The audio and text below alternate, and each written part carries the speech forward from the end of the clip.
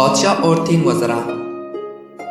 ایک دن ایک بادشاہ نے اپنے 3 وزراءوں کو دربار میں بلایا اور تینوں کو حکم دیا کہ تینوں ایک ایک تھیلا لے کر باغ میں داخل ہو اور وہاں سے بادشاہ کے لیے مختلف اچھے پھل جمع کریں۔ وزراء بادشاہ کے اس عجیب حکم پر حیران رہ گئے، لیکن بادشاہ کا حکم تھا تو تینوں ایک ایک تھیلا پکڑ کر الگ الگ باغ میں داخل ہو گئے۔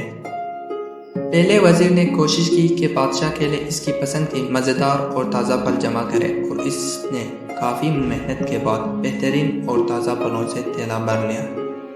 دوسرے وزیر نے خیال کیا کہ بادشاہ ایک ایک پھل کا خود تو جائزہ نہیں لے گا کہ ایسا ہے اور نہ ہی پھلوں میں فرق دیکھے گا، اسی لیے اس نے بغیر فرق دیکھے جلدی ہر قسم کی تازہ اور کچے اور گلے سڑے پھلوں سے اپنا تھیلا بھر لیا۔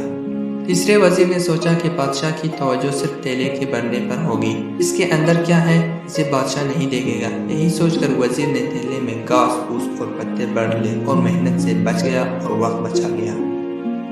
دوسرے دن بادشاہ نے تینوں وزراء کو اپنے تھیلوں سمیت دربار میں حاضر ہونے کا حکم دیا۔ جب تینوں دربار میں حاضر ہوئے تو بادشاہ نے تھیلے کھول کر بھی نہ دیکھے اور حکم دیا کہ تینوں کو ان کے تھیلوں سمیت 3 ماہ کے لیے دور دراز جیل میں قید کر دیا جائے۔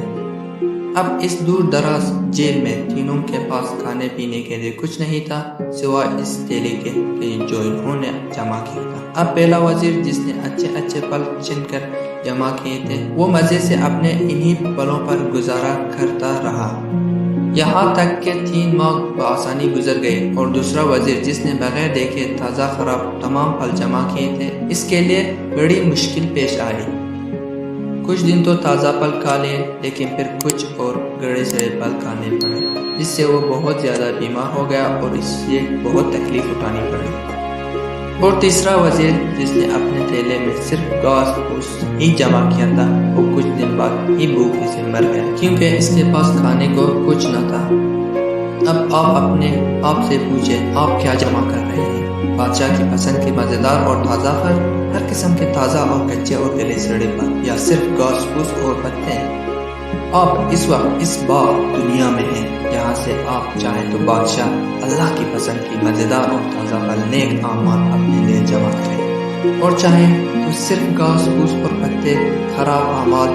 مگر یاد رہے جب بادشاہ اللہ کا حکم صادر ہو گیا، آپ کو آپ کی جیل قبر میں ڈال دیا جائے گا۔ اس جیل میں آپ اکیلے ہوں گے جہاں آپ کے ساتھ صرف آپ کے اعمال کی تھیلی ہوگی، تو جو آپ نے جمع کیا ہوگا